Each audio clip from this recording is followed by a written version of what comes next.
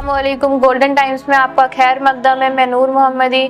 मंगलोर से एक बेहद खुशखबरी की खबर सामने आ रही है, जहां तालीम के मैदान में बेटियों ने एक बार फिर अपनी कामयाबी का परचम बुलंद किया। मंगलोर स्थित केवल कन्या पाठशाला इंटर कॉलेज में इंटरमीडिएट का नतीजा इस साल 100% रहा, जो अपने आप में एक बड़ी कामयाबी मानी जा रही है। इस शानदार कामयाबी के दरमियान स्कूल की होनहार तालिबा वैष्णवी ने उत्तराखंड बोर्ड मेरिट लिस्ट में पूरे सूबे में 25वां मुकाम हासिल करके न सिर्फ अपने वालिदैन बल्कि अपने मदरसे का नाम भी रोशन किया है।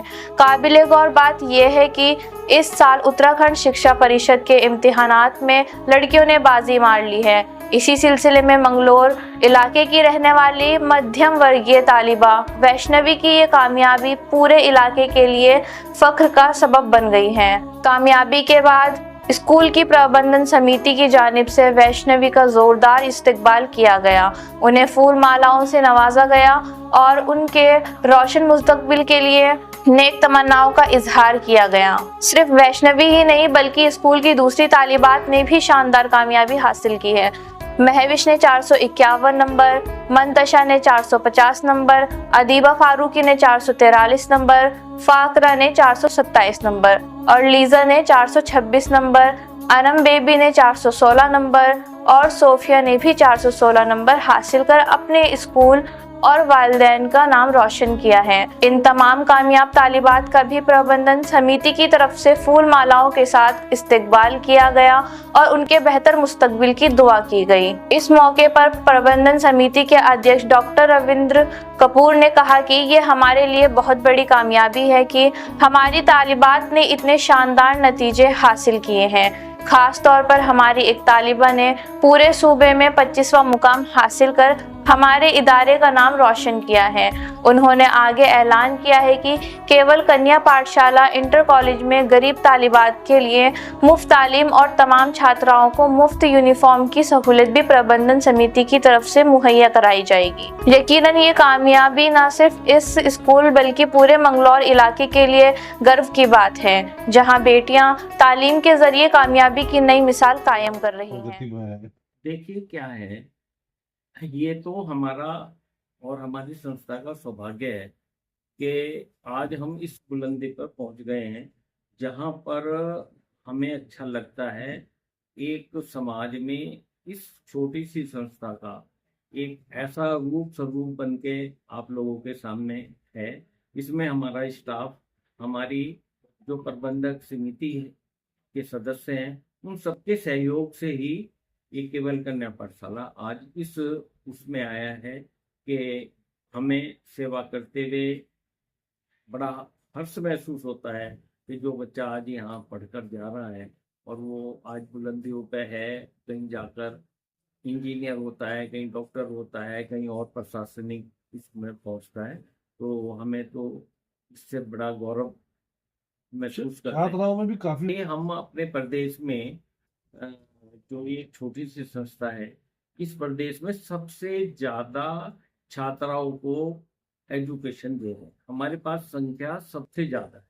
उसमें हम ये सेलेक्ट नहीं कर पाते कि हमने इतने % वाले ही बच्चों को अपने यहाँ एडमिशन देना है। तो फिर जब हम एक सामान्य वर्ग का बच्चे को भी लाके मेरिट में उसको स्थान दिलवा रहे हैं, तो ये हमारी जो संस्था है और जो हमारे स्टाफ है जो उनको पढ़ा रहा है, उसकी ही मैं समझता हूँ मेहनत है और कहना चाहिए कि वो सिंसियर हैं अपने संस्थान में इस बात के लिए कि हमें बच्चों को आगे बढ़ाना है।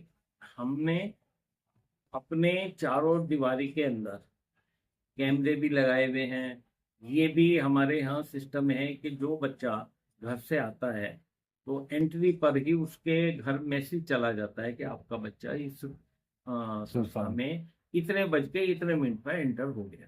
इसी तरह जिस समय छुट्टी होती है तो बच्चा जब वापसी होता है तो उनके पेरेंट्स को पता लग जाता है कि कोई वहाँ एक्स्ट्रा क्लास नहीं लगी हुई और बच्चा वहाँ से सीधा मेरे पास अपने घर आना चाहिए। इस व्यवस्था में अंदर की तरफ किसी तरह का कोई पर्दा या कोई उसकी हमने आज तक आवश्यकता नहीं समझी।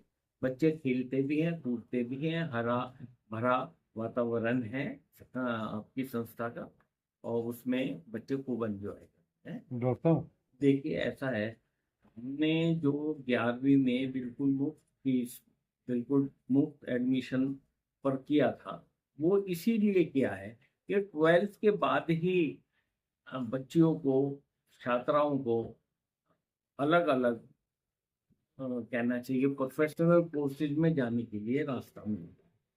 तो हम लोग 12th कराने के बाद ये सोचते हैं कि जो एक सामान्य वर्ग का बच्चा है वो बड़े आराम से अपने हम तक पहुंच गया है, जहां से उसको अपनी चॉइस का प्रोफेशन सिलेक्शन करने में उसको आसानी हो जाती है।